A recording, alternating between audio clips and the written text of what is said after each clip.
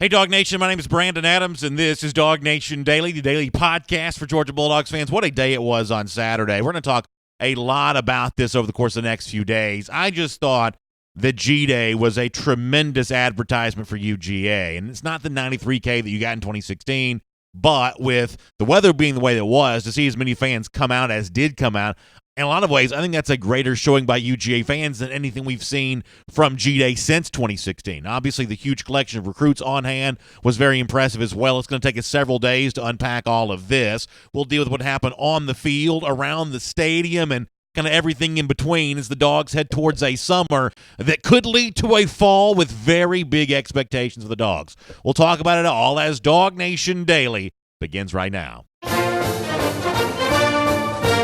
Presented by DawgNation.com, this is DawgNation Daily, the daily podcast for Georgia Bulldogs fans.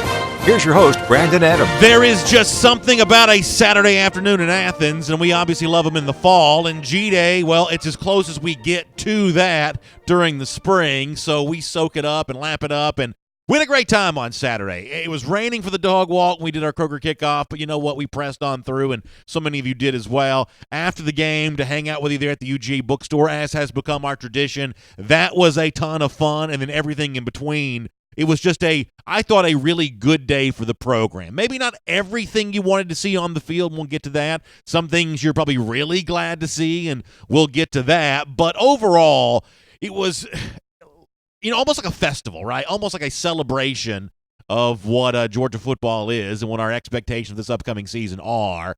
And it was just a really cool time. So we're going to do, over the next few days, it's going to take us a few days now. Over the next few days, we'll talk about everything that happened during G-Day. I want to begin, though, with Jake Fromm because, a lot of you looked at the stats for Fromm and said, that's not a great day for Jake. And I guess on its own, that could be dismissed. But what I thought was really interesting is after the G-Day game on Saturday, it was actually Fromm himself who was pretty critical of his performance. Not the sterling stats we've come to expect from him, the pick six at the very beginning of the game, and then after that, just not a typical Jake Fromm day, the way we saw against Florida a year ago, the way we may have seen against Auburn a year ago, the way that we've seen him be so many times. Not a great day for Jake Fromm. And then after the game, Fromm himself, well, he really owned that. Fromm stood up and said, you know what? I expect more out of myself than what I showed today. Even in a scrimmage, even in kind of a meaningless, if you even want to call it a game, obviously G-Day doesn't have a ton of meaning, but Fromm still takes it seriously and takes his own performance seriously. I thought what he said after the game was really interesting. Here's a listen to it. I mean, it is what it is. I thought everybody else on offense played really well. I didn't play up the standard I wanted to play, but as an offensive unit, I thought, we played well. We moved the ball. We ran the ball very efficiently when we did. Just got to make a few more plays for myself, but as an offensive unit, I thought we played well, and we played really well as an offensive unit all spring. So he says, listen, the offense has been great all spring, but I wasn't great today. And I guess if nothing else, the fact that Fromm has a high standard for himself is something that you feel really good about. And even if it doesn't quite achieve that on G-Day, you still feel good overall about the fact that when Fromm measures himself, he measures himself against the very best of what he thinks that he can be. And ultimately, I think not seeing the best from him offensively is really more about a frustration of an entertainment product, right? I mean, I don't think anyone's going to try to tell you that you can draw a straight line between someone not playing well during a spring game. After all, Alabama fans were kind of up in arms about the way that Tua Tagovailoa played in their spring game last week, and we kind of run around here, so that's probably not that big of a deal. And Jake Fromm not playing that great in this spring, much the same way. We don't draw a line towards what's going to happen in the fall from what happens during the spring, but as I said off the top of the show, given the fact that G-Day for the most part is an entertainment product, you want to see Fromm at his best just because you like seeing that show, and it sounds like Fromm himself a little bit disappointed he wasn't able to put on that show for Georgia fans on Saturday. But it does lead us into the evaluations that we are trying to make. We're trying to figure out, what does Jake Fromm have around him right now with the Georgia offense? After all, at this point in time, Fromm has a gigantic body of work that he brings into his junior season. He's been the Georgia starter seemingly for a long time. But it's much less experience when it comes to the guys around him, the wide receivers in particular. We're not sure about this group yet, and Jake was asked about that group, and once again, he kind of fell on the sword and said, well, it might be a little easier to evaluate them if I had done a little better. Here's Fromm on that subject. I didn't play my best today, so they probably didn't get to shine as much as they wanted to, but they're stepping up, man. They're doing a great job. We're getting a lot better. This summer's going to be great for us. It gives us another opportunity, a couple more months to work out the kinks, but they're going to be special. It's really around the subject of the wide receivers that I center in on for a reason why, among many, that I don't think that Jake Fromm's G-Day performance is that big of a deal. Think about this just for a moment. Given the fact that Demetris Robertson was dealing with an illness, and we'll have more on that in a moment, given the fact that Lawrence Cager hasn't arrived yet, and while Cager's not, a perfect receiver based on the scouting report we've heard from Miami, he put up some big stats in a Hurricanes uniform a year ago. There's already a lot of hype surrounding Dominic Blaylock. Some of that Kirby Smart himself has kind of contributed to. And around here, I've talked about George Pickens as if he's the next Biletnikoff winner. So just given those four receivers, we know what Georgia has in J.J. Holloman. We know, at least we have a pretty good idea what it has in Tyler Simmons. But there's a really good chance that four of Georgia's 6 best receivers, and with apologies to Simmons, maybe 4 of Georgia's 5 best receivers, there's a chance that 4 of those top receivers for Georgia aren't even, well, I shouldn't say on campus yet. 3 of them aren't really on campus yet. One of them didn't play on G-Day on Saturday. So there's a huge collection of Georgia wide receiving talent that we'll get a chance to see with our own eyes come the fall that we didn't get a chance to see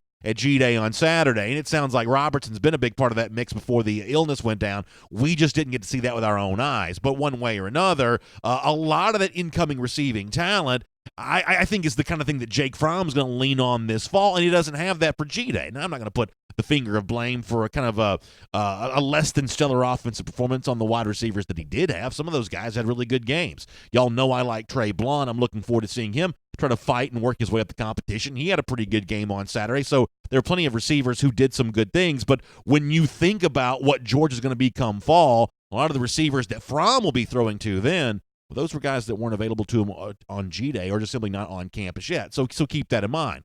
The other thing here is, in the midst of what was, not a perfect, not necessarily a crisp day for Jake Fromm, as he explained after the game was over, listen, the spring is a long story. You guys get to see a couple of hours of this on television, at least when they're not showing a softball game instead. You guys get a chance to see this in the stadium, but we've been doing this now for a few weeks, and it sounds like while Fromm was not happy with himself for G-Day, he was plenty happy with what he saw from his offense, maybe himself included, thus far this spring. Here's more of him on that. In the practices, we were a lot more explosive. I mean, today being a spring game, wanted to be real bland and, come out and make sure, everybody was clean.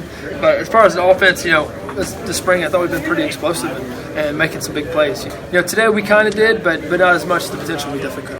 So to me, hearing Fromm say that is probably a bit bittersweet. On the one hand, you love the idea that Fromm more than one time in the midst of just a couple of sentences there used the word explosive. That's what Georgia fans want to see from the offense in 2019. That is what some Georgia fans would say Jim Chaney's offense a year ago did not have. Statistically, it was fine. It was more than fine. It was really top-notch from a statistical standpoint. But sometimes those explosive plays to go along with the efficient passing of Fromm and the dominant running of Elisha Holyfield and DeAndre Swift a year ago, maybe there weren't always those explosive blow the top off a defense passing plays. It sounds like Fromm says we've seen some of that this spring, but fans just didn't get a chance to see that on G-Day, which will leave UGA fans on pins and needles for the chance to see some of that, some of maybe the new wrinkles from the James Coley offense unveiled once the fall rolls around. But overall, though, when Kirby Smart spoke about Fromm, who statistically probably wasn't perfect on Saturday, and, as you just heard there, was a little disappointed in his own performance.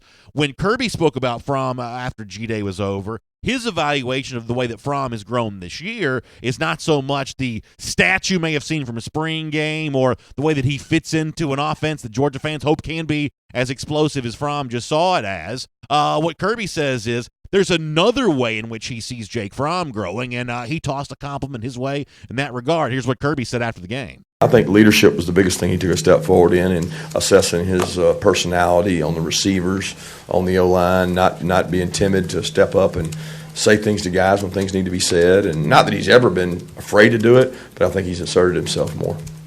So listen, Kirby Smart throws a pretty big compliment out there for the leadership of Fromm, and that is a big part of the picture when it comes to the Georgia quarterback right now. Because as Fromm gets ready to go into his junior season on this team, having been the starter for all of last season and almost the entire 2017 season, by now he has put forth a pretty good body of work. And the evaluations of Fromm are pretty well set in stone. And outside the bubble of DawgNation, those evaluations are very complimentary and very appreciative of the kind of player that he is. As an example of that, Mel Kiper, the ESPN draft analyst, now we're getting ready for the 2019 draft coming up in just a few days, but guys like Kiper are already thinking a bit towards the 2020 draft. And 24/7 Sports was apparently watching SportsCenter this weekend, saw Kiper on there, and Kiper had some very strong things to say about Fromm. So this may be another reason why when you see less than perfect stats from Jake Fromm on G-Day, why it might not matter all that much. Kiper says he's got a great touchdown-interception ratio, but he doesn't have the elite arm strength. Will his arms get stronger as we move forward in his NFL career to the NFL? Hopefully it will. My comp for him would be, now listen to this. He says my comp for him would be Drew Brees.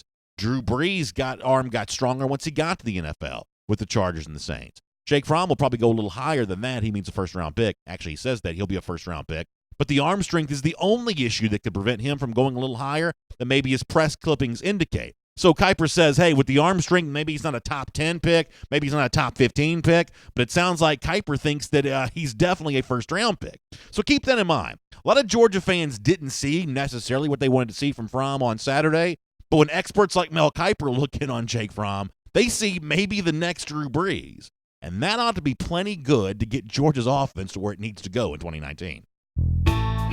My name is Brandon Adams. This is DawgNation Daily, the daily podcast for Georgia Bulldogs fans. Hello to you, and thanks for being with us live on video today, 10 a.m. DawgNation Facebook, YouTube, Twitter, or on the radio at noon on Athens Sports Radio 960 The Ref, and we are available as a podcast wherever you find them, including the world-famous DawgNation.com. Just really glad to have you with us. We'll have more on G-Day today and throughout the week, including Chip Towers coming up in just a couple of moments. Before that, though, I want to make you aware of something, and to me, this is really cool for a number of reasons. It's kind of funny. I actually was just finding this out myself when I was looking over some of the details for this a moment ago, so I want to make sure you're aware of something that's going to be a really big deal for my family. Our friends at the Atlanta Braves are kicking off their next homestand this Friday, and as we told you last week, this is Ronald Acuna Jr. bobblehead night. It's sponsored by SunTrust, and it commemorates the Phenom's first Major League home run a year ago on April 26, 2018. I love this bobblehead because it's that launch angle swing that Acuna does so well. The bobblehead looks great in that regard.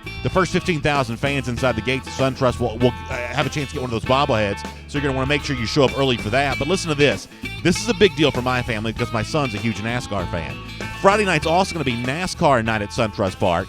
Fans can go to the Battery Plaza before the game and see the Brad Keselowski car, number 2, the Austin Dillon, number 3. Chase Elliott's car is going to be there. Chase is also a big Braves fan, so that's kind of cool. And then don't forget the Braves' second bobblehead giveaway of the year will feature Bringer of Rain, Josh Donaldson. That's presented by Coca-Cola. And the first 15,000 fans through the gates on May 16th will get one of those limited edition bobbleheads. So it's a bobblehead season around SunTrust Park, and that's so much fun. But you got to get there early to get them. For more information on all the big events taking place at SunTrust Park this spring and summer, go to this website. It's braves.com/promos. That's braves.com/promos. And I'll see myself at SunTrust Park coming up this weekend. All right, before we get Chip Towers, let me talk about one more thing before we get there, because there's obviously a lot to talk about with the guys that did play in G-Day, both in terms of the guys who showed out, some of the guys who didn't show as much as they would have liked, including Jake Fromm, who we started the show with. But one of the more interesting storylines was also one of the guys who was not there. That's wide receiver Demetris Robertson, who I guess Kirby Smart lets it be known is dealing with a little bit of an illness. In fact, you saw the Mike Griffith piece from Saturday during the game at DawgNation.com, quoting what Smart said on ESPN, that Demetris got sick last night, started to have some virus symptoms. We got him to the medical staff. I hate that because, listen to this, Smart says on ESPN apparently that he's had a really good spring and been so competitive. So Smart says, I wanted to show him at G-Day. I wasn't able to do that. And one of the reasons why I thought Demetris not playing at G-Day was kind of interesting because it sort of brought out two very different groups of Georgia fans on this. There were some Georgia fans who were frustrated when they didn't see Robertson. I got one message on Twitter that said, this just proves that Demetris Robertson's never going to live up to the hype. And I got another message, or actually somebody said this to me at Sanford Stadium on Saturday of, this just proves how good Demetris Robertson's going to be. They didn't want to unveil him to the rest of the SEC on G-Day. They want to keep him wrapped up. They want to keep him a secret. Obviously, I don't think either one of those things are necessarily true. I think what Smart said is true, that he was just dealing with an illness. But it just shows you how much a lot of Dog fans were anticipating seeing more of Robertson as a part of this Georgia offense, and seeing that on G-Day was going to be a pretty fun preview of them for that. Well, after the game was over, as a part of our DawgNation post-game coverage, and of course that's been presented by Harris Cherokee Casinos throughout the spring, but we were at the UGA bookstore, and I had a chance to ask our co-host that day, Demetris Patrick. Demetris, you practiced against this guy for a full year. We didn't see him on G-Day, but behind the scenes, what were y'all seeing in practice? And so if you're curious about what we may see more of from Roberts once the fall gets here, what Demetris said about him, I think fills in some of the gaps of some of the things we've been wondering about. Here is what Demetris said on Saturday about the guy we didn't see during G-Day, wide receiver Demetris Robertson. It was a bit of a transition from coming from Pac-12 to SEC, and the biggest transition is probably physicality, but that's one thing he's bought into, like blocking in practice and things like that, where he's showing toughness and things of that nature. Like he's bought in full-fledged, and I think everybody already knows that he can take the roof off and run past anybody he's against. So I'm expecting great things from him this year, man. It's an unfortunate illness, what's happened to him. I hope he gets better soon, but I'm really looking forward. So first of all, I would invite you to go back and check the full show that I did with Demetris Robertson on Saturday. Jeff Sintel was a part of that as well. The show I did with Demetris Patrick, I should say. The show that I did with Demetris Patrick, I thought Demetris' insight on G-Day was really fun, really exceptional. And I love that in particular on Demetris Robertson because a lot of us have wondered about that. Pac-12, kind of a finesse league. SEC, a little bit more about being physical. Was that transition difficult? Demetris says there, yeah, it was. Getting used to that physicality may have been a little tough for him, but I saw what you all also assume as well. This guy can take the top off a defense. So we didn't get to see that for ourselves from Demetris Robertson during G-Day on Saturday, but according to Demetris Patrick, it sounds like we may all get to see that in an expanded role from Robertson later on this fall, and that'll be just fine with me. All right, we've got more on the recruiting side of G-Day, including the commit that Georgia did get, the commits that it might still get coming off the weekend. We'll do that later on. But for now, more of what happened between the white lines on Saturday. Let's talk to our buddy Chip Tower. From Athens and across the SEC or wherever the recruiting trail may lead, here's a DawgNation.com insider. Say hello to Chip Towers. Really good coverage of G-Day at DawgNation.com throughout the weekend. Hope you get a chance to read that. If not, you can spend some time over the next couple days perusing through all of it because there is a lot to be said and a lot to be covered from the end of Georgia spring practice heading towards the summer and a fall that will be filled with expectations for the Bulldogs. Chip, thanks for your time here on DawgNation Daily today. It's great to have you back on the program. Hope you're doing well. All right, we'll get Chip's phone situation taken care of. It looks like we have him now. Chip, as I was saying, great to have you in the program. Hope you're doing well. Hey, I'm doing great. Thanks, BA. And, yeah, I think it's important that DawgNation readers know that, you know, we had that covered, the G-Day game from end to end, and we have a lot more coverage of it, you know, that will be sort of trickling out, you know, over the next few days because, we don't want to overwhelm them, right? We don't want to saturate them right from the beginning. We're easing it out and providing some context on all that stuff, and you'll be able to read about it for the next few days, actually. So let me talk about Jake Fromm just for a minute, Chip, because off the top of the show, I tried to lay out my feelings of why Fromm's less than stellar stats on G-Day weren't that big of a deal, and yet honesty also compels me to admit that I was a little disappointed the offense didn't look more crisp, and I'd be lying if I said that I didn't. But for me, that's more about the show that I didn't get to see, more so than any kind of concern for Fromm heading towards the fall. I quoted Mel Kiper a moment ago, who still thinks Fromm's a first-round pick. In fact, he compared him to Drew Brees. Kirby Smart raved about Fromm's leadership after the game's over. And by now, as we like to say, the back of the football card for Fromm speaks for itself. He's put up big numbers 2 years in a row. So from a fan standpoint, I would have liked to have seen a little bit more of a fun showing from the offense on Saturday. But that, for me, isn't kind of any kind of harbinger of doom for what's going to happen later on in the fall. What did you make of what you didn't see from Fromm and maybe what you didn't see from the Georgia offense overall on Saturday? Well, BA, nobody's more disappointed than I am at the showing of the red team and Jake Fromm on Saturday because I was the one who wrote in advance of it that look for some fireworks for from the red team and to be unstoppable in the G-Day game. So it's like anything else with G-Day, first off, I mean, it really doesn't mean anything at all, quite frankly. It's a scrimmage. And even going back to the very first, the pick six at the beginning, if you go back and watch, that's Eric Stokes. That actually had nothing to do with Jake Fromm. I mean, it was a closer play than it should have been because J.J. Holloman slipped out of his break. Jake delivered it right where it was supposed to be, and Eric Stokes yanked it out of J.J. Holloman's arms. So that's the flip. That's what you're always left with in a scrimmage scenario. It's like, yeah, disappointing on the red team, but hey, encouraging for the black team.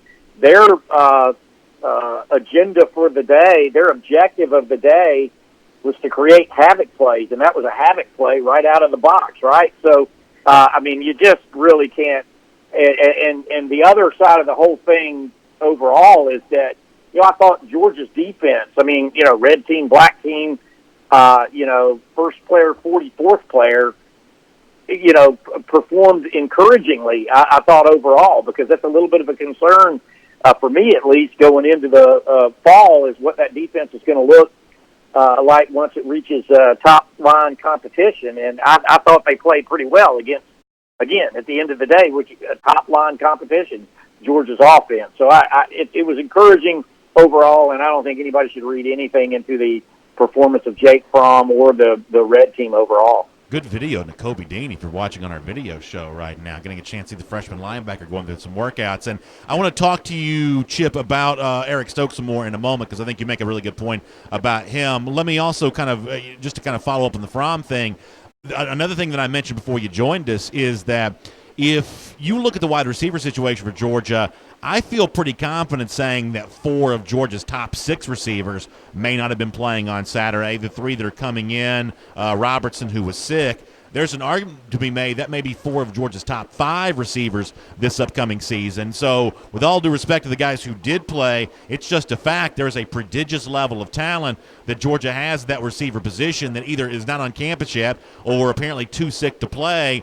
And that's going to be a big factor come this fall. Receiver is an unproven position. Kirby said that. But in terms of the total number of guys who could eventually emerge there, it actually looks like a pretty deep position. So when you're evaluating Fromm and you're evaluating the Georgia offense, I think you also have to keep that in mind. Yeah, you absolutely do. And I heard you talking about D-Rob earlier, and let me weigh in on it. Please. I was really disappointed that he didn't play, because I think everybody does their 5 things to look for G-Day, and I think he probably 100% made everybody's list on, I want to see what that guy looks like, and he's just such an intriguing figure on so many levels, not the least of which is the only glimpse that we really came away with from 2018 was that 72-yard touchdown run or whatever it was on the jet sweep, and then he doesn't catch another ball or doesn't catch a ball, period, the entire season, which if you'd have given me an over and under on D-Rob heading into last year, I might have taken the over up to 20 catches. He had 0. That's amazing. But let me share a little something with you. Number one, now I wasn't there personally, but I did happen to hear secondhand that Kirby talked about D-Rob at the Touchdown Club meeting a week ago today, I believe it was, or last Tuesday, and he said 2 things about D-Rob that I thought was really interesting. He said, he mentioned that D-Rob might have been a little overrated coming out of high school. You got to remember, he played in Savannah at a small school. Certainly he tests through the roof. You can see that he's one of the fastest players on Georgia's roster, period. But he came out of high school as a very slight, very thin, fast guy. He was able to go to the Pac-12 and do what he did at California, 700-something yards, 7 touchdowns as a freshman. But again, Kirby says to the Touchdown Club, Pac-12 ain't the SEC, and it's not. It's just there's a difference in that league and this league. So last year was, without question, an indoctrination for D-Rob, a learning period. Georgia had a great rotation last year, and the fact of the matter is, the proof is in the pudding with Kirby Smart and them.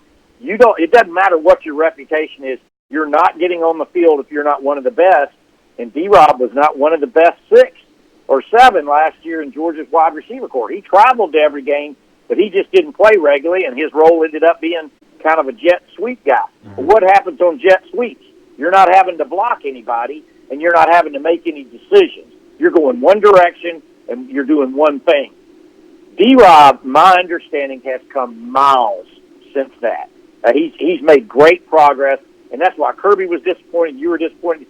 Everybody was disappointed we didn't get a chance to see him. But I could just look at him, number one, and see physically he is much bigger and stronger than he was this time a year ago.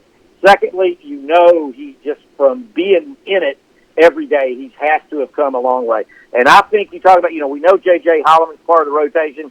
We know Tyler Simmons is. I think Kieris Jackson moving from the black to red to take D-Rob's spot in the slot puts him in there. Probably Matt Landers is part of that rotation. I think Demetris Robertson is very much part of that rotation. So we all just have to test our patience, and wait until that first game in Nashville, maybe a couple of those scrimmages in preseason to get a really good look at D-Rob. Let me talk about a different position group for a moment. And Chip, speaking as a fan here for a moment, I saw from Brian Harrion on Saturday what I expected to see, which is a guy that, as a fan, I feel very comfortable seeing in an expanded role for the Georgia offense this season.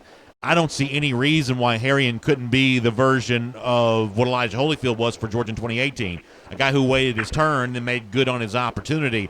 I've got no nerves, no anxiety whatsoever from the perspective of a fan about Harrion. We'll wait and see on Zamir White what happens with him, and James Cook's going to have something to say about this too. But pushing those guys aside for the moment, if it's Harrion who's kind of a part of that tandem with DeAndre Swift here for this season, I got no problem with that whatsoever. No, I like it. I'm not surprised at all. I mean, he's one of the guys that, in Harrion, I believe. I have from the outset. I just, he's just that kind of guy that, first off, he's listed at 6 foot, 210 pounds. I swear every time I see him, he looks bigger than that to me. He certainly plays bigger than that.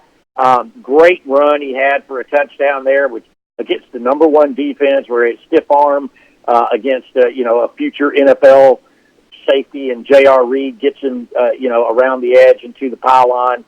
I think he's a big time player. I am not losing 1 minute of sleep at all about Georgia's running back core. I think they're solid. I still think DeAndre Swift is going to be the man and probably featured a little more than we've seen in Georgia's tailback running back rotation in the last couple of years. But that said, I think Brian Harrion is a perfect yin to his yang. And, same thing with James Cook. I believe they're solid. And for that reason, you don't have to rush Zamir back. I mean, Zamir's fine, but he's also a valuable commodity to the University of Georgia and to his family and his future. So they're not, they've got the luxury of being able to take their time with Zeus, and we'll see plenty of Zeus in 2019. I'm still skeptical about how much that'll be early, but we've all been blown away by what we've seen from him in this spring camp, which tells me that he'll be ready whenever Georgia decides to deploy him. Let me talk about Eric Stokes for a minute. You brought him up earlier, and this is where I'm going to be maybe guilty of too much speculation, but there were a couple times this spring, Chip, where Kirby said something to the effect of, and I'm going to paraphrase here, I can't tell if the defensive backs are just that good or if the wide receivers are still kind of a work in progress. There were at least a couple of instances where Kirby Smart would say something along those lines during some of his spring press conferences. I get the impression that what we all saw from Stokes on Saturday, that he's been doing a good bit of that this spring. It seems like he's really maybe coming into his own. I know it's easier to probably do that kind of stuff against your own offense because, you do know tendencies and you're just used to going up against the same guys for weeks and weeks and weeks. But the way that he plays the football, the way that he bodies up receivers, I get the impression that Stokes has been doing some of that this spring.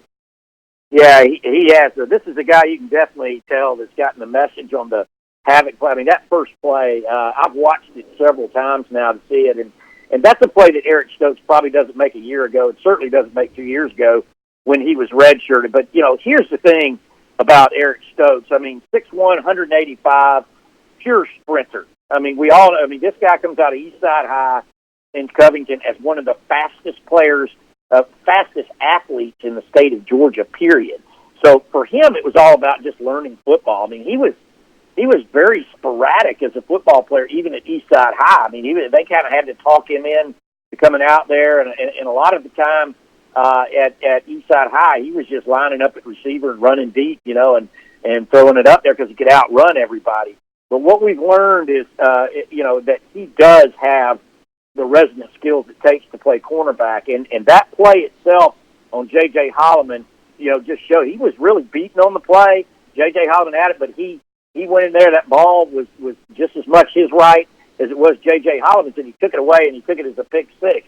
But I thought one of the great stories of G-Day overall was just the war that was going on that whole game between Stokes and J.J. They're both Covington guys. They played together in the Newton County Youth League system. They're talking trash. They're going at each other. And all Eric could talk about after the game, he was just upset that he allowed that touchdown to J.J. Holloman late in the game. Yeah. Stetson Bennett hit up on him, and that's all he could think about. But that's the life of a cornerback, right? It's gold or bust, one of the two. That's great stuff. I love those friendly rivalries that take place during a spring game like this. One of the frustrating things for me sometimes about G-Day, Chip, and this is a personal issue, is I spend so much time trying to take roll of seeing who's on the field that I don't exactly see what happens on some of these plays because I'm fascinated by the 11 guys that are actually suited up and playing. And an example of that was for Georgia early in the game defensively where N'Kobe Dean's out there. Jermaine Johnson, Nolan Smith are both out there. There was some rotational stuff going on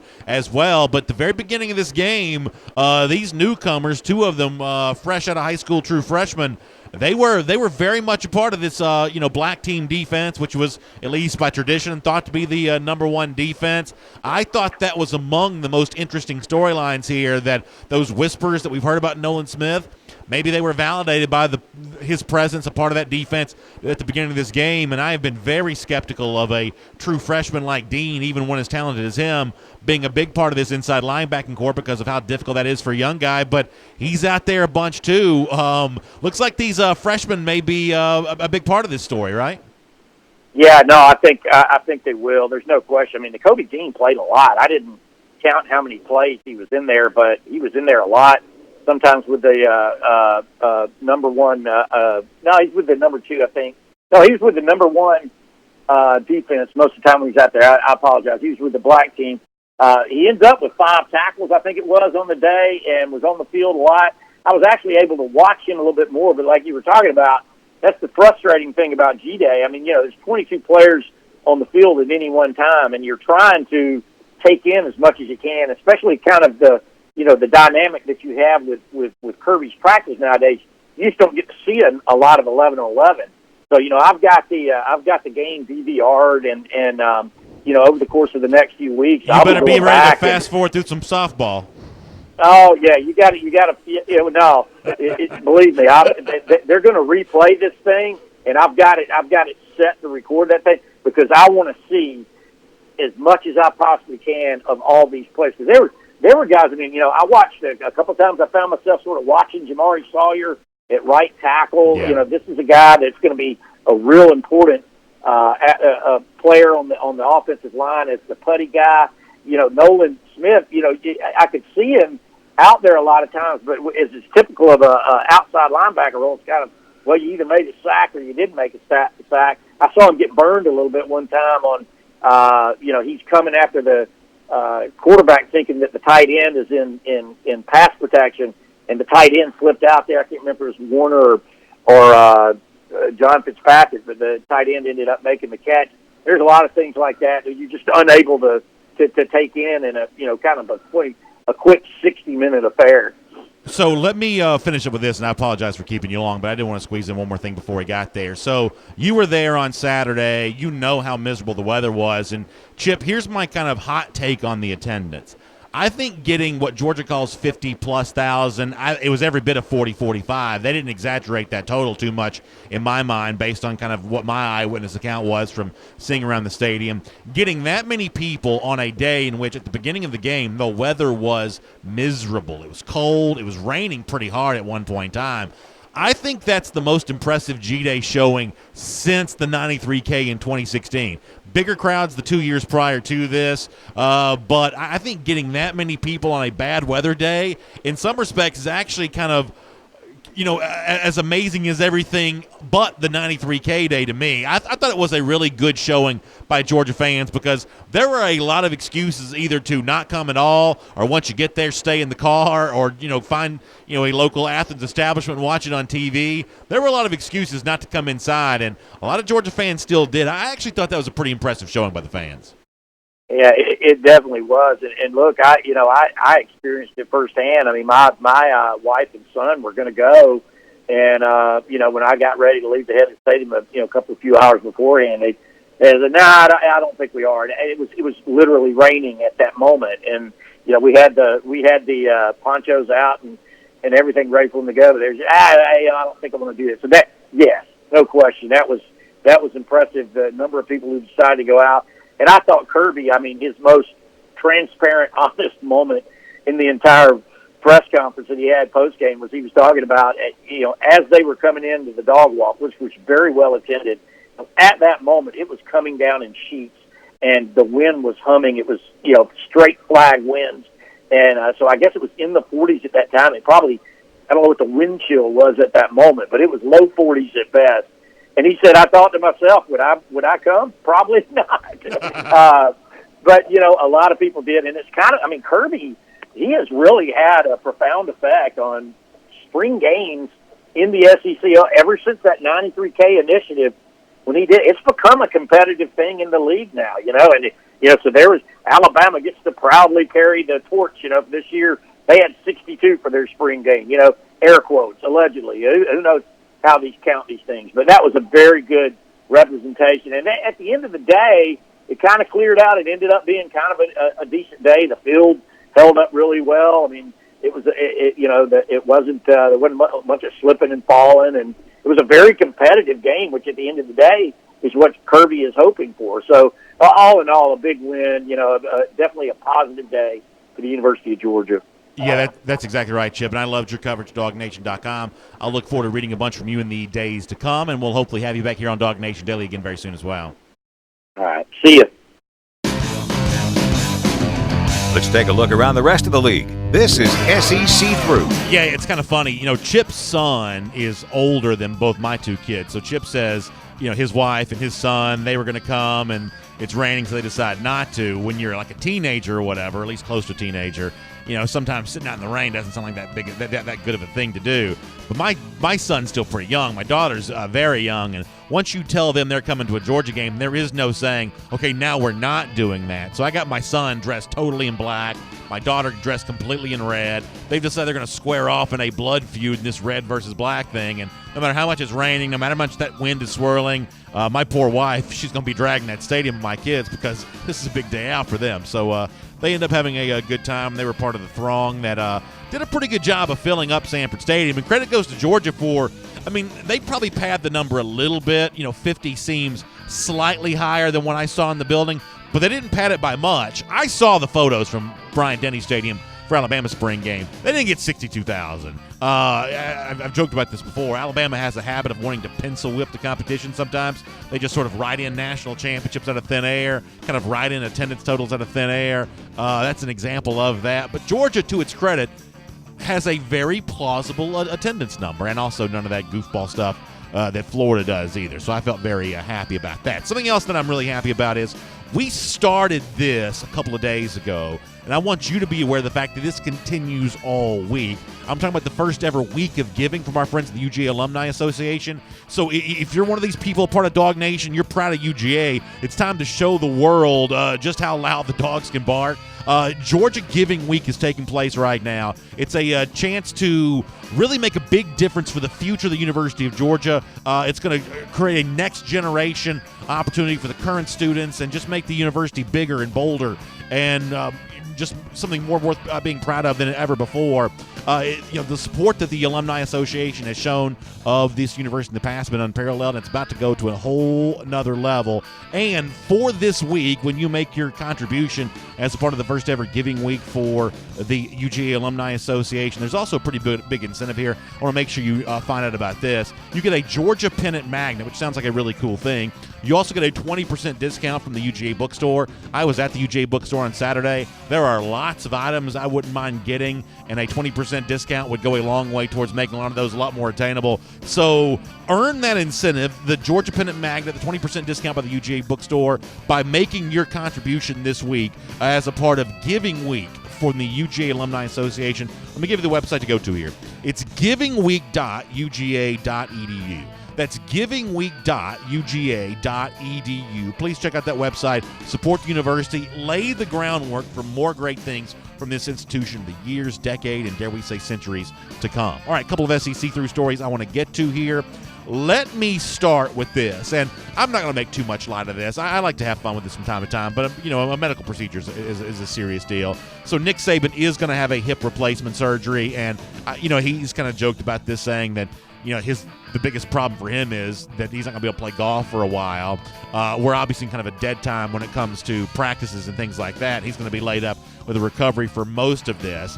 The one thing I will say, joking about this is, Saban, I would guess, is going to be in a really bad mood about having to have this done to him, because I think that he's already pretty sensitive about negative recruiting, and let's face it, negative recruiting is just sort of part of the process. Sometimes we all like to pearl clutch, and we can't believe what so-and-so was alleged to have said about so-and-so coach or so-and-so institution. But listen, this is not tiddlywinks, okay? This is full combat, full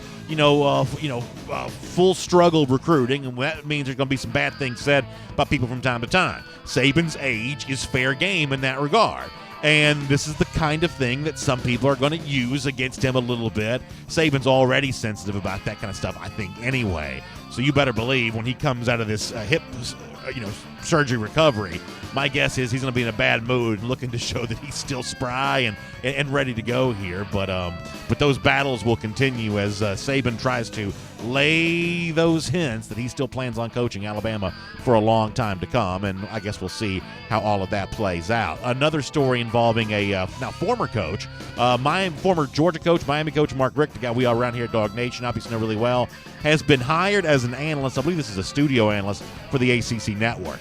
Let me make a very quick prediction here just for a moment. I think that Rick's going to be a good analyst. And I'm actually pretty good at this kind of stuff. I predicted, for instance, that Les Miles would not be a good analyst when everybody else thought he would. I said, Miles not going to be as good as you think. Come to find out I was right about that. I think that Richt is going to be a good TV analyst. Maybe not the greatest of all time, but someone who, for the most part, generates positive reviews. Let me tell you what I'll compare this to.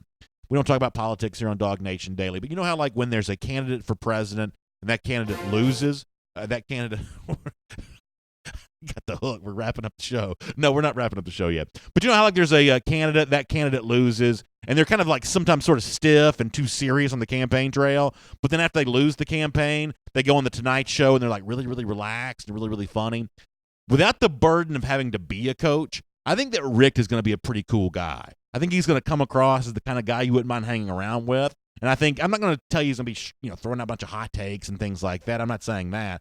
But I do think he's going to have some pretty good insight. And I think he's going to have a very relaxed, self-confident, comfortable manner of distributing it all. I think that Rick's going to be a pretty good analyst. Y'all watch and see if I don't turn out to be right about that. A couple other real quick stories to get to, and then we'll get back to UGA. I saw where Florida and Texas are apparently working on a home-and-home. This reported by the Austin American-Statesman. It's one of these deals for, way into the future, into the 2030s. So one of two things is true here, because Florida does not have a history of doing any of this kind of stuff. Either that this is all for show and maybe a lot of these games that have been signed up won't actually be played, or Dan Mullen, as much as he's pretended it's not the case, Kirby Smart and the way that Smart has led the way in big scheduling and big non-conference series, maybe Florida has now been dragged kicking and screaming in the modern age in games against Stetson or, Chattanooga or whomever they're playing. Maybe Florida's love of those kinds of games, maybe there's just no room for that in the modern age. That's going to be a fun one to watch evolve here, too. And then one more quick follow-up to a story we talked about a good bit on Friday. One juicy detail I forgot to tell you about. Quick reminder, Scott Woodward left A&M to go become the athletic director at LSU. Some people have wondered, because of Woodward's friendship with Jimbo Fisher, could this mean trouble for Ed Orgeron if Orgeron doesn't have a good season or a good season the following year? This is a story that's not going to go away anytime soon. Another important part of this, and it was Brent Zwerneman from the Houston Chronicle who wrote about this. I want to make sure you're aware of this. Despite the fact that Fisher makes big-time money, more than $7 million, coaching at Texas A&M, he does not have any kind of buyout at all, according to the reporting from the Houston Chronicle. That means that he's free to leave. A&M's free to move on from him. So big contracts here. LSU would have to match a lot of money if it ever wanted to hire Fisher. But in terms of buying him out of his A&M deal, apparently that's not going to be an issue, which makes that soap opera one that may just be beginning. Make that your SEC through. Okay, in a moment, I want to talk to you about Akiola Ngunbi. I hope I pronounced that one correctly. It sounds like I'm going to get some practice doing that over the few years to come. But before that, let me also remind you that our friends at Kroger, one of my favorite things about them is the way they support local agriculture here in the state of Georgia. For me, that means real dairy milk from Georgia cows. My family consumes gallons of this stuff each and every week, not just the stuff that we drink, although my kids drink it with every meal, but also a lot of the recipes that my wife will cook up and a lot of the things that we do right there in our house. Milk is an important ingredient in all of that, and Kroger is the place that we go to get that. It's the place we would encourage you to go as well, because let's face it, it's good for you, it tastes good, and it's right there at your local Kroger. I'm talking about real dairy milk from Georgia cows, the good stuff, the real stuff. Get it at the Kroger closest to you. Now, speaking of the good stuff and the real stuff, Georgia's getting a lot of that apparently when it comes to its 2020 recruiting class, and G-Day may be the foundation that we lay there in that regard. Now, over the days ahead, we're going to talk a lot about Kendall Milton and what he thought of Athens, and Mikael Sherman, what he thought about Athens, Keely Ringo. Some of the photos that I've already seen shared on social media are very interesting. A lot of the guys that are grouped together and lots of smiles. Dwight McLaughlin, something that he said I thought was pretty interesting on social media. But a lot of that's going to be speculation. A lot of that apparently is going to be a wait-and-see approach to who really was moved and swayed by what they saw from the spring game on Saturday. A guy, though, that we don't have to speculate about, that made it very clear how he felt, was the four-star offensive lineman Akiola Ngunbi, who made it a commitment official to Georgia on Saturday, kind of the way that Jeff Sentell predicted that he might. He put that out there on Twitter, the way that so many people have. And Jeff has done some really good reporting on Ngunbi at DawgNation.com. I'll invite you to check that out, kind of really chronicling the way that this relationship with Georgia has evolved over time, and the way that, once again, Sam Pittman, it almost seems at this point in time that Pittman isn't recruiting as much as he's just selecting. Once he finds out that he likes a guy and he picks that guy seems to really want to play for Pittman, and Ngunbi is the latest example of that. But to the national recruiting folks, some of the outsiders to DawgNation, but insiders to national recruiting, the Ngunbi decision was maybe a little bit of a surprise. There had been some chatter that he might go to Oklahoma. Oklahoma has had some success with offensive linemen. They may have as many as 4 guys drafted this year. One of the guys apparently a little upset, at least if you read between the lines, but Ngunbi's decision was Bill Bedenbaugh. That's the Oklahoma offensive line coach. Here's what he put on Twitter last night. He said, "There is only one place in the country where this trophy is at." And for those of you listening radio and podcast, it's a picture of the Joe Moore Award for the nation's top offensive line. So Oklahoma did win that last year. Maybe that's a subtweet of Ngunbi. We don't know that for sure. But given the way that Sam Pittman is recruiting offensive linemen is late, and Akiola is just the latest of those, the Joe Moore Award, my guess is it's going to be residing in Athens pretty soon. Dogs may should have won it last year. All right, so fun stuff on the recruiting front. We will cover that a lot in the days ahead. Jeff Sentell will be with us tomorrow as one of our Marlowe's Tavern Insider updates. We'll talk a good bit about him with all of that tomorrow, and I am curious to find out. Jeff did a great job snapping a lot of photos, so when you go to DawgNation.com, and there's actually a piece up already where he's got a lot of photos of the guys who were there. So in some respects, those end up being a little bit of a context clue, a little bit of a piece of evidence about how some guys were having a good time and who was getting that extra attention. So you can see that for yourself at DawgNation.com. We'll talk about that a lot this week. I'll also tell you that 905 days, that's how long it's been since those lousy, stinking Gators have beaten the Georgia Bulldogs. It's our Gator Hater Updater here on DawgNation Daily. And credit to someone, I forget the name, I apologize, who reminded me that yesterday would have been day 904 on the Gator Hater Updater. That is significant because that is the Jacksonville area code. Good stuff to think about as the Dogs go back to dominating Jacksonville again this year. Thanks for being with us. We'll see you tomorrow right here on DawgNation Daily. And on to video. Time now for our R.S. Andrews cool down. Air, heating, plumbing, electrical. They are the ones we trust to play all the positions for us around here at DawgNation, and you can trust them as well. Whether you've got a system that needs some repair, whether you've time to replace something like an air conditioning unit or a water heater or something along those lines, our friends at R.S. Andrews are the ones that we trust. They're the ones we'd recommend you trust as well. So please check them out online at rsandrews.com. And we have got a good little window of time here. I got to roll to a meeting later on, but we still got plenty of time. We'll try to get as many comments as we can. So I think that's going to be. I think this is going to be a good time to kind of touch on everything else that you may have still wanted to talk about from G-Day, and we'll kind of set the stage for some of our regular broadcast coverage of that throughout the week. Willie Gray sent the 904 tweet. Willie, that's a great job. Appreciate that, Willie. Thank you very much. All right. Let's get a bunch of comments here. All right, here we go. There's one I wanted to see. Craig Fowler says, I'm not sure who I thought had better protection, the offensive line or B.A. keeping his hair dry at the dog walk. B.A. put up a hell of a fight. So it's kind of funny. I talked probably more about this before the show started on Saturday than probably a sane man probably should. But so we have these like really nice new like DawgNation raincoats, and I'm not even being funny. Like this is the best raincoat I've ever had by a long shot. It's totally waterproof. And so I had like the hood over me before the thing started. I looked like a Jedi. And once the show started, you pull the hood off and you just kind of rock and roll. But my hair has a tendency to get a little wind blown from time to time. So I was wondering for a while if I should have gone, hat and, covered up this head of hair, but I decided not to. So I appreciate you noticing. John Anthony, I did see John at the UGA bookstore on Saturday. John, thanks for being there, and thanks for being with us here right now. Appreciate that. What else is going on here in the Facebook comment section? Ricky Jet says we need the Lou Groza Award for a hot rod this year. That'd be a nice thing. I'd love to see that. I'd love to see another national award come Georgia's way. Mike Mazzell says the dynasty's nearly complete. Georgia's on its way working towards that for sure. Mark Godfrey says, I'm just now getting to where I can feel my toes. Yeah, it was not great weather for sure. Brett Oglesby says, BA, I'm expecting for Channing Tindall to make a big impact this year. Was hopeful he would flash more on Saturday. I guess I'm kind of the same way a little bit. Although I have to admit, given the fact that, I got a lot more G-Day I still got to watch. Let me just put it that way, because the first view through at the stadium when you're trying to do a million different things, including get ready for a show that starts right after G-Day's over with, sometimes those individual player evaluations, I'm not really in a position to make that right now, but certainly in terms of a memorable impact, doesn't seem like Tindall necessarily had one. But that is a guy, I've been on record as saying that I expect more from Tindall this year than I expect from Dean. The early returns from G-Day would seem to belie that, but sometimes these things can be a little bit misleading. Jennifer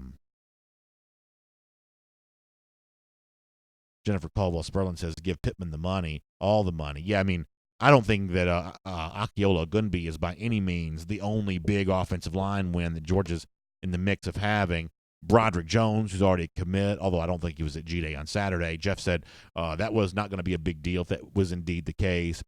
Paris Johnson Jr. was back on hand again, and that is a big deal to have him back on campus again.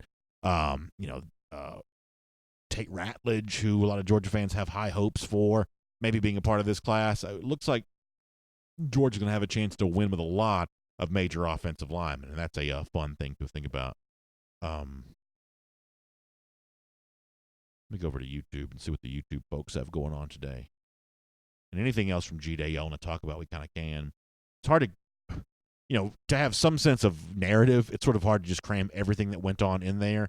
I'm going to have some good stuff throughout the week, too. RT367 says, Terrence Mathis, Dwan's dad, was on today. Give him a shout-out. Hello, Mr. Mathis. Thanks for watching. Enjoyed seeing Dwan on Saturday. We're going to talk a lot about him. We're going to talk about him a lot in the days ahead because he certainly showed off some very impressive athleticism, and it's always nice to have members of DawgNation, the actual, like the folks whose sons are out there, putting on the line. We love having them as a part of what we do here, so thank you very much. Greg Wardlaw says Pittman's the best offensive line coach in college football. I don't think there's any doubt about that.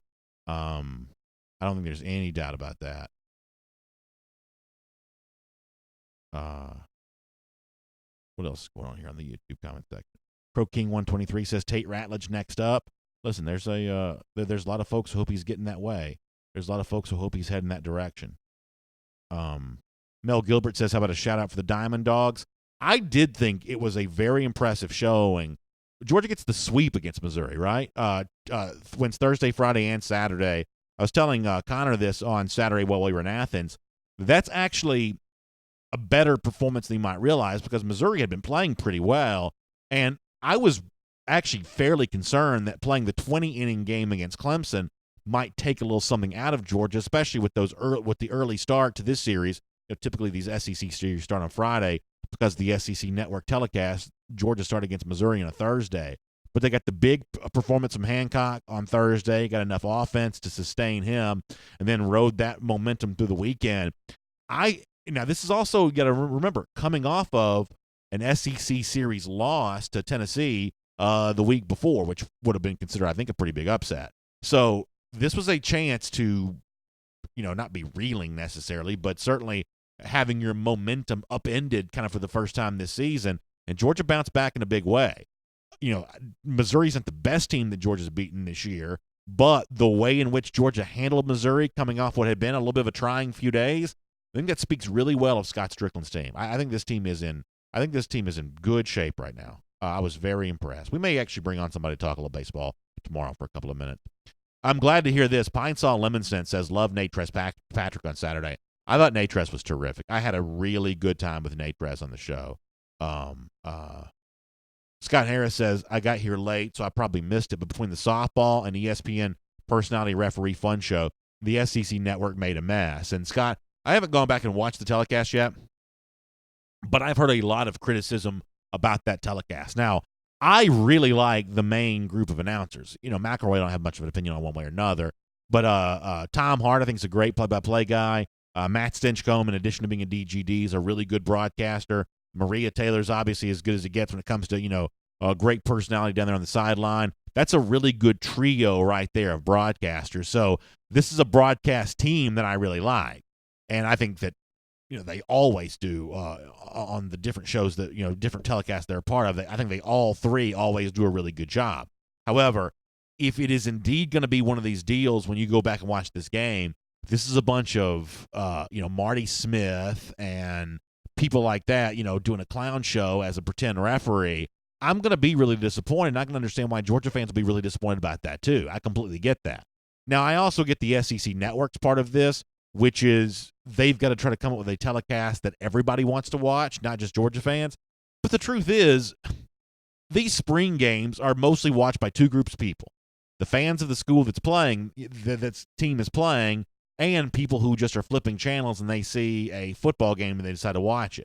I get the temptation to want to be creative with the way that you put the telecast on, but as the internet meme goes, that ain't it, Chief. I mean, that's not what I think Georgia fans want to see, and I'm guessing there were some Georgia fans who had a hard time keeping up with actually who was in the game for the two teams because, as it was relayed to me, a lot of attention was paid to these goofball, phony officials, and I don't like that either. Now, when it comes to the softball thing, I got great respect for all the athletic teams at Georgia, softball included. But I completely understand why when folks thought they were tuning in to see a football game, they would be disappointed by seeing a softball game being played. The Georgia softball team on the SEC network, I think, is a really great thing. And I think on a Friday night or a typical Saturday afternoon, tuning over there and watching that team play is a great thing.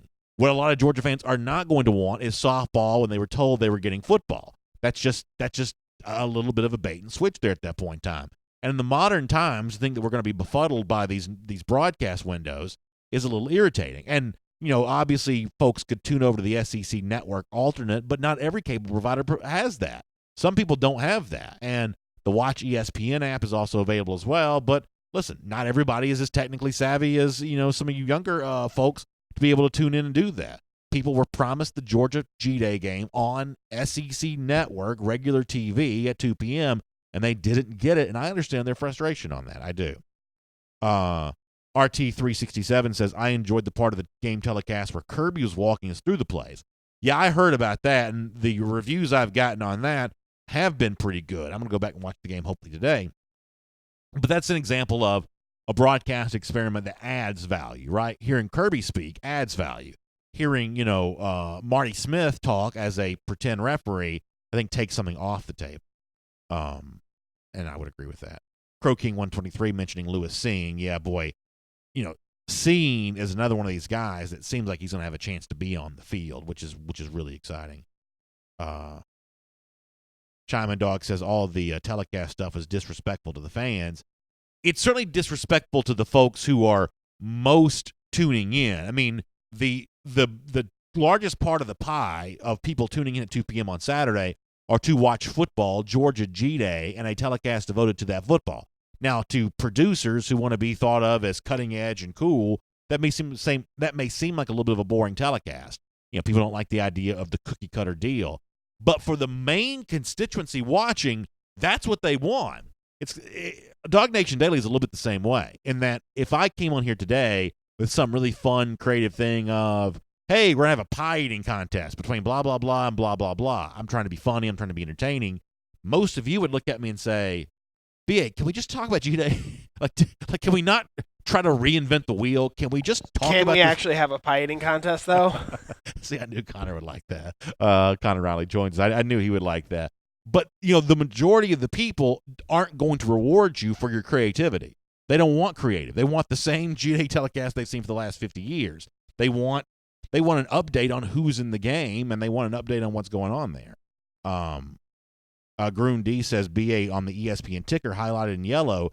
They had the info of where to go on ESPN. So, Groon, this is where I'm a little bit different maybe than you and some of the people in our audience.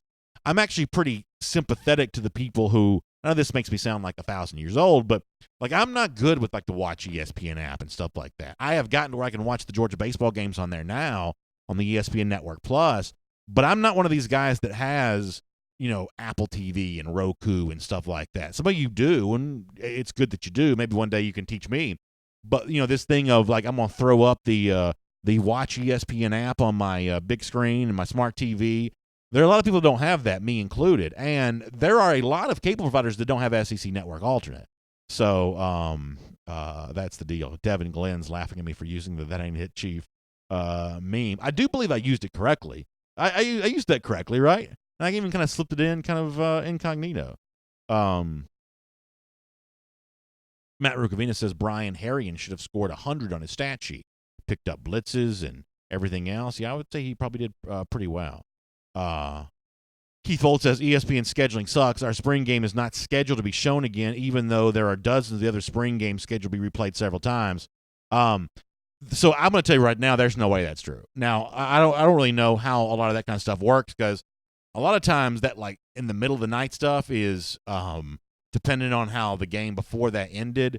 But I mean, I've seen the South Carolina spring game like 100 times. There's no way the G-Day game is going to be only shown one time. So you're going to get plenty of chances to see it. It just may be a little bit hard to set your DVR for it, maybe. But you should get plenty of chances to see it.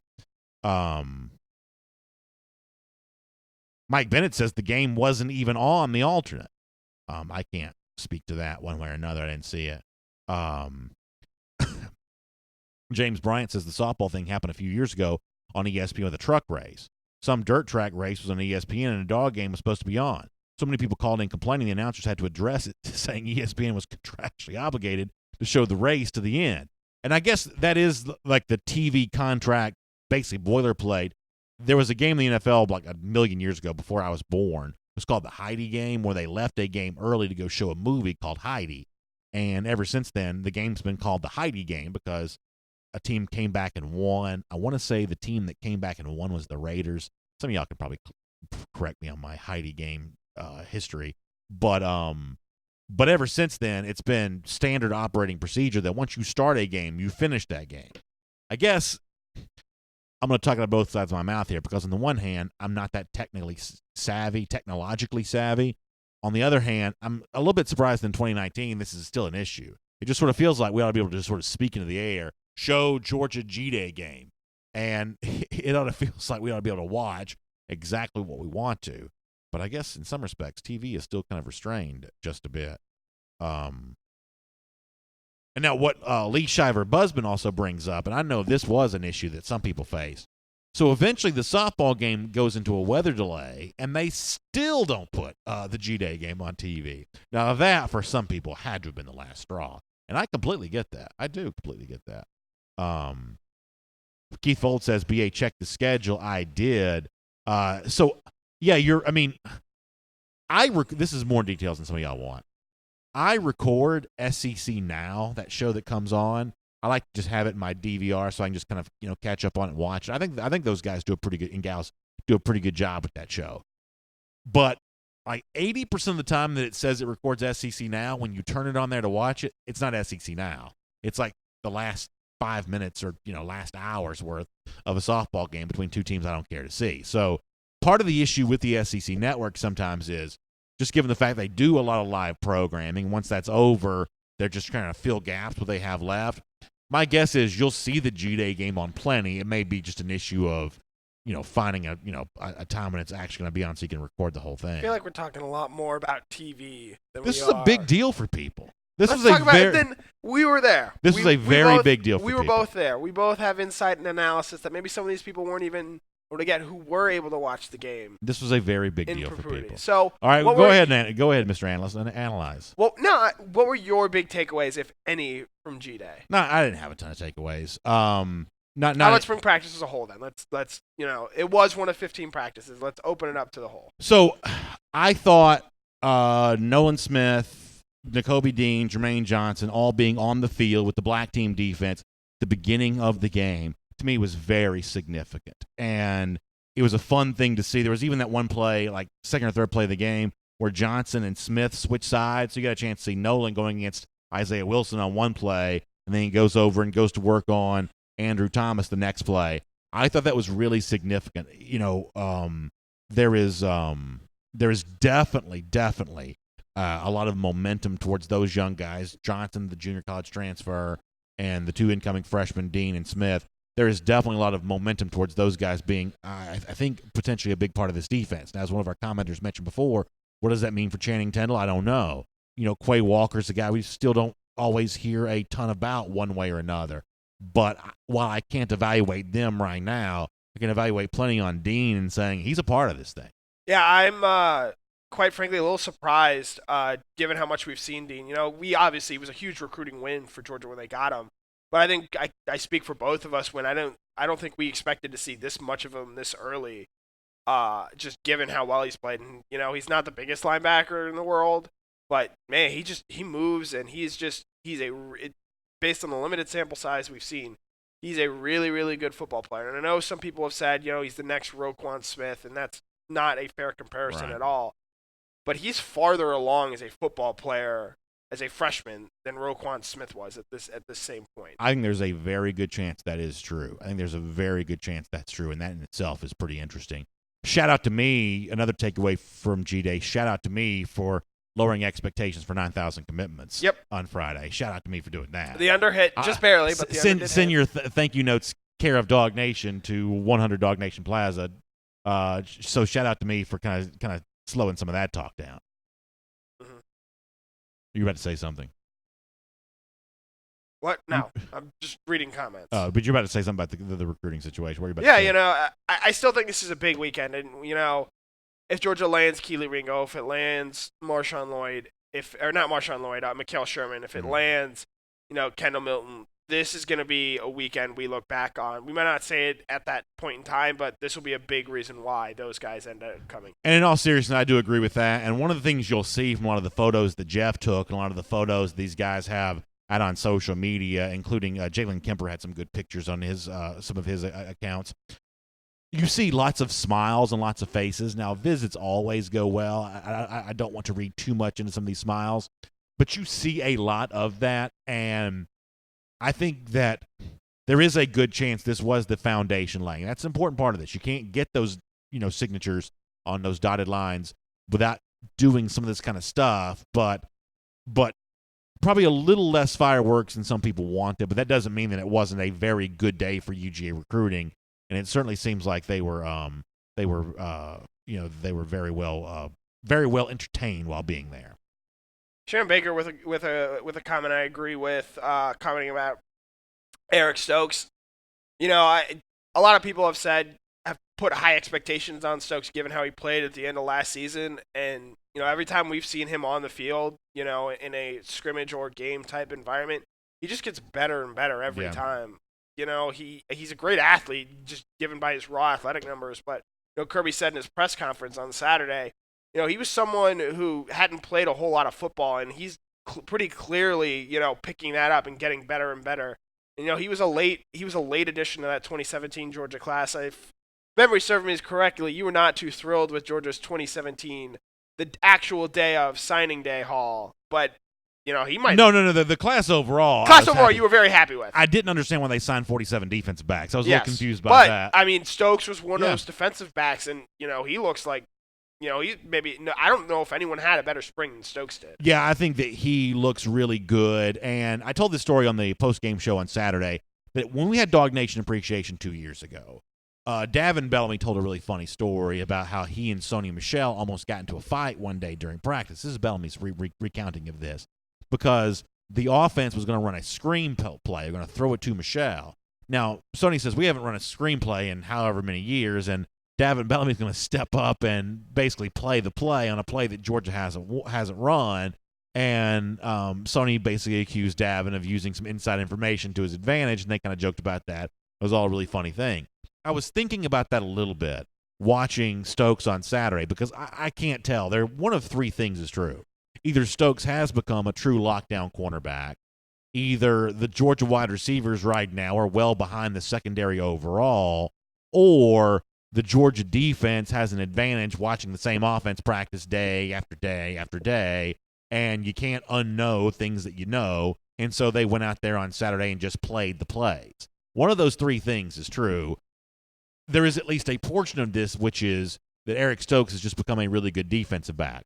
How much of this, though, is a wide receiver course still trying to figure some things out? How much of this is pre-knowledge what the offense typically does, tendencies, play calls, things like that? I'm not 100% confident about that, but there's no doubt that Stokes has become one of the pillars of this Georgia defense, I believe. And, even at the end of last season, I wasn't sure that I thought he'd be able to hold off all the newcomers into this program for one of those starting cornerback spots. As it stands right now, though, I think that he's one of the most known givens on this defense right now. The way that he looked against JJ on Saturday is the way that he has looked against a lot of really good receivers once he got a chance to play a whole lot more, once they made a different decision with Tyson Campbell. So as it stands now, I feel very good about where things stand with Eric Stokes. And I wrote this morning for Good Day UGA the big winners from spring practice. I think another guy who played really well on G-Day, Brian Harrion. It was good to see him sort of out of the backfield as a pass catcher. I know it's been talked about a little bit this spring, but that is another element that Georgia didn't really have last year when Elijah Holyfield was in the game. And if he can provide that in addition to everything else he does and sort of stuff the stat sheet that way. That's a tough phrase there. Yeah. That'll get you. He is someone who is at the very least going to be a very, very good player and could potentially do even more. I told this to Chip during the regular show that I come from this perspective as a fan, and as a fan who is probably a little bit more likely to be worried than ecstatic. That's just my nature as a fan. I'm not the least bit worried about Brian Harrion. Putting aside James Cook for a moment, putting aside Zamir White for a moment, just pretending they don't exist. If you told me my top two running backs were DeAndre Swift and Brian Harrion, I personally have no problem with that whatsoever. I have seen nothing from Brian Harrion that would lead me to believe he is anything other than just a SEC starting running back. And a capable SEC starter running behind this offensive line is going to have a good season. I don't have an ounce of concern about Harrion, no matter how many carries he gets. I think he's just a functional part of this offense. I don't believe he goes for 1,500 yards. I don't think he's that top-end level of spectacular. I don't think he goes for 700 yards either. I think he's going to be very similar to what Elijah Holyfield was a year ago, and I think he's going to likely be much like Holyfield in the NFL the year after that. It's safe to say, I feel this way. Do you feel that Georgia's better set at running back going into this coming season this year than it was the year before? Well, it's hard for me to say that based on 12 months ago, because 12 months ago I thought I had a healthy Zamir White. Mm-hmm. And so now I don't have a healthy Zamir White. Or I'm sorry, now I at least have an additional concern about Zamir that I probably didn't have last year. Now you'll say, well, it was an ACL last year too, but now it's 2 ACLs, and that may matter, that may not. But I would suggest that there's a slightly more of a question mark on Zamir right now than there was a year ago. So from that standpoint, I maybe don't feel as good, but the counter to that is that Georgia proved last year it could be plug and play the running back position because you knew Sony and Nick were both good, and so the fact they have big years in 2017 is not a surprise. But when you take a guy in Elijah Holyfield who hadn't played, and some people wondered if it was going to be, let's face it, when you don't play, some people start to wonder, are you bust? And they took him in that second running back role a year ago, and he got 1,000 yards. So maybe it ends up being kind of a similar situation where Georgia knows it's got, capable running backs and a good offensive line. But, overall, to be as great as Georgia can be, it'd be nice to know a little bit more about Zamir White. Who, he was in pads. He was in pads on Saturday, and being on the field, I got a good look at him. Yeah, that's what a number one running back in the country should look like. Definitely. He looks just like a pain in the butt to tackle. Yeah, he does. We're actually going to talk on the show tomorrow a little bit more about something that Demetris Patrick said about Zamir yesterday. You're going to really like this. You can go watch the show for yourself and see it for yourself.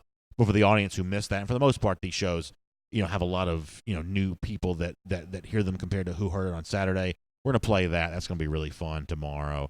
Crow King 123 on YouTube says, Zeus can take as much time as possible to heal. He will break out. When he does, nothing will stop him. What I thought was interesting from Kirby Smart on Saturday was Kirby said something very similar to what Robert Edwards had said on the show when he joined us. So keep this in mind when some of these former players come on and give us some insight into what they've seen from the practice. Is Edwards said, hey, I talked to Ron Corson. Corson said he's right on track for a healthy return. Kirby said almost exactly that same thing on Saturday, that Corson says that he's right on track for where running back should be for a healthy return. He's on schedule, in other words, when it comes to that kind of thing. So keep that in mind. Some of the other things that Robert has told us, maybe and other former players have told us, that this stuff is kind of checking out with what Kirby Smart has said too. Nick BR01, and I apologize if I didn't pronounce that correctly, but it's basically like NIII KBR01 says Keely Ringo is all dogs. So even without the public commit from Ringo on Saturday, I have to admit I probably am pretty optimistic about the fact that he was on campus, seemed to be having a good time. There's enough chatter around him from other UGA recruits. So, I don't do like big predictions or anything like that, but I would have to say that I'm pretty optimistic about Keely Ringo, even if it does. And he says the same thing about Kendall Milton as well, same commenter. And, I think that Milton's going to take some time to think about, his decisions here. He's the one that I really, really want. But overall, I feel pretty optimistic about Ringo. I will say, Ringo spent a lot of time on Saturday talking to Arik Gilbert, 5-star tight end target out of Marietta, and Mikael Sherman as well. Read into that what you want, but those three together spent a lot of time talking together. And, Milton was all over social media, seemed very happy about Akinola Gumby's commitment to Georgia. So, Milton, I think we're going with a silent N on the first name. I think it's Akinola. Akinola Gumby? I think we're going silent N. I believe so. With Milton, it's just, I feel like there's still, even though he visited this weekend, it was his first visit at Georgia, and obviously he still got potentially an official visit to Georgia, still sort of feels like there still are a lot more unknowns about his recruitment, whereas, Ringo, it looks like right now it's a Georgia-Texas battle. Yeah. Let's do some recruiting stuff here, because a lot of stuff coming in on Facebook about this as well. Shannon Baker says that Sherman and Milton are both loving some UGA. Yeah, Mikael Sherman, it's really weird for me because I'm used to zigging when other people zag, and Sherman has zigged in UGA's direction on Twitter a lot, and I have a big tendency to say, ooh, that's too much. That's almost trolling. That's setting people up for, something else. It's sort of like the thing about sometimes the joke in recruiting is when a guy is wearing a team's gear, you say, oh, he's wearing it one more time before he throws it away. When I see these guys really active about Georgia on social media, I have a tendency to think it's a bad thing sometimes. Sherman, though, he just keeps talking up Georgia. He just keeps talking it up, and I guess Ringo's done that a bit as well. Somebody even Mom sent out a tweet, thanking the Georgia staff for the visit this weekend. Now he is visiting Ohio State this weekend, so it'll sort of be, interesting to monitor that coming out of this. But I think Georgia has to feel very, very good about where things stand with the number 1 or number 2 outside linebacker prospect in the country. Yeah, so I think that's really good. Somebody mentioned that Ringo had tweeted out the, quote, commit to the G thing. I don't read too much into that because that's just Georgia's phrase. I don't think that means he's committing to the G. That's just the phrase that Georgia uses on all of this. Matt Rugavina says Southern Cal is throwing the kitchen sink at Milton. At this point in time, I don't have a lot of respect for either of those two. LA. I mean, yeah. What we think of as. I mean, Clay Helton could be out of a job at the end of the Yeah. year, and who knows what USC is going to look like. And UCLA was not a factor in Milton, but it's barely a top 50 recruiting team, at least lately. So this is not the USC of old when it comes to signing number one top classes and competing for everybody from that part of the world. They're just not doing that as much that they used to. Santiago Diarn also asked about Paris Johnson Jr. At this point in time, I mean, Jeff's written about this, and the Cleveland Plain Dealer has covered this a bit. At this point, I mean, it should not probably be considered that he's an Ohio State commit. I would suggest at this point in time, he should be viewed that way. And to be back on campus again, I think it's a really big deal. And, as I joked about during the regular show, Pittman's not so much a recruiter as he is a selector. These days, he just seems to be able to point and pick, and those offensive linemen are eager to play for him. And much the same way Ogunbi was heavily influenced by Pittman, you get the impression that Paris Johnson Jr. is heavily influenced much the same way. So, hold on. The thing with Johnson is, he's an Ohio kid, Cincinnati area. A lot of those kids, just given the way Ohio State recruits the state of Ohio, they just get all those guys and lock them up. In 2018, there was a 5-star offensive tackle from the state of Ohio. Did not end up going to Ohio State. Jackson Carman ended up going to Clemson. I think with the way this thing is going, obviously there's still a long way to go with Johnson's commitment, but with the way Sam Pittman recruits and gets his guys, last year we saw him go in Alabama, pull Clay Webb out of there. I think it's not unrealistic for Georgia fans to at least have some sliver of hope that he could theoretically do this with Paris Johnson Jr., who's the number 1 offensive tackle in this class from the state of Ohio. I completely agree with that. There would have been a time where I would have thought, that's not a possibility. That's not the kind of thing that Georgia's going to be very likely to do, and maybe shouldn't even waste his time doing it. I don't have that same feeling about Paris Johnson. I think that Georgia can very much be in on that. I also think that you can probably, what you're hearing about, Ogunbi committing right now and the other names that we mentioned, at this point in time, another name that has at one point in time been connected to Ohio State, it does not look to me that we're going to be talking about Justin Rogers much on the show anymore. Nope. I just think that he seemingly wants to, either play defensive line or play offensive tackle, and that's not the evaluation that Georgia has on him. And it seems like Georgia has made its other priorities when it comes to that offensive line recruiting. Hiku Moon also mentions the possibility that Georgia signs 2 5-star running backs. I think that's very much a possibility as well. Now, Georgia may not get Milton or Lloyd. I don't think that Zach Evans is going to be really a possibility for Georgia. But when it comes to Milton and Lloyd, I think that Georgia absolutely feels like it can go out and get both of those guys. And I think it's going to try to fight those wars on those multiple fronts and try to get them both. And I guess I wouldn't put it past Georgia to do that. But I think that Georgia does want 2 running backs. I do. I'm almost certain they're going to get at least 2 running backs. They might not both be 5. You might not get both Milton and Lloyd, but there are other targets out there. Tank Bigsby is someone our comment section has talked a lot about. Kobe Pryor out of Cedartown is a guy who's been mentioned a little bit. Bigsby was there, I guess. Yes, too. Bigsby was there. Georgia, I feel pretty confident saying they're going to take 2 running backs, given that they're in all likelihood going to lose at least 2 running backs. And Harry into graduation, and Swift almost certainly to the NFL. John William Adams says that Kendall Milton's dad, Chris, who is pretty active on social media, was defending a troll shot about Georgia's attendance. Milton was impressed with the attendance and support passion given the weather, and I'm actually not that surprised to hear that. I didn't see this social media post, but I'm not surprised to hear that. I said this during the regular show. 93,000 people for a spring game, and actually it's probably closer to 100,000 people. That's one of the most impressive things you'll ever see. But the second most impressive G-Day attendance for me may have been this year. To get what was announced as 50 was every bit of 40 or 45. I mean, that's a fairly legitimate announcement compared to what a lot of these teams do with the embellishment. To get that many people on a day where the weather was really bad, it was just bad weather. It was cold. It was rainy, and that's not a day a lot of people want to be outside for something where the energy in stadium is just not the same as this for a regular game.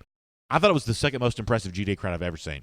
That's a fair point. And I would imagine that a guy coming over from California to see that was probably pretty impressed with it too. One quick suggestion, I think it's weird that there's no music during the game on G-Day. The way that, I know it's like your defense on the field every single time, but, why not third down music? Why not, band playing during the game a little bit more? Why not something to make it feel a little bit more like a game during the game? Because during the game it was totally silent. It was a lot more like a practice or a scrimmage than it was a game atmosphere. I think that that's just something that should probably be done.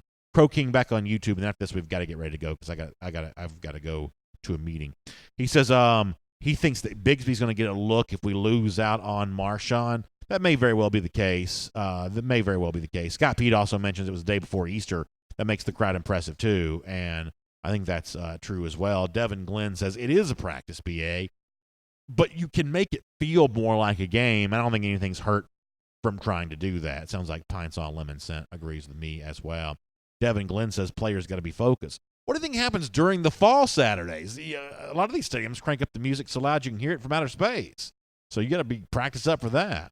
You can't hear anything from outer space. There's no sound. Right. No one can hear you scream in outer space. I've heard that. Gerald Harmon says, what do y'all think about the black jerseys?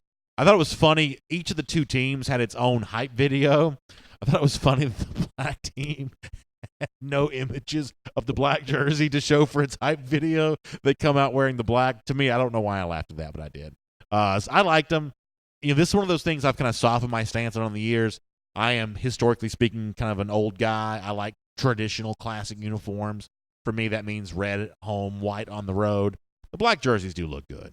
They do look They don't good. look as good with the red helmets as I remember them looking. And I maybe it's like just them. like seeing them up close for the first time. See, this is why I can't. This is why I can't support the alternate uniforms because it becomes this mission creep of, now it's black jerseys with silver helmets, and pretty soon it's gonna be black jerseys, silver helmets, and red pants. It's like, if we could just have one alternate jersey for Georgia, that'd be fine. But you've already got Connor trying to put every color in the rainbow.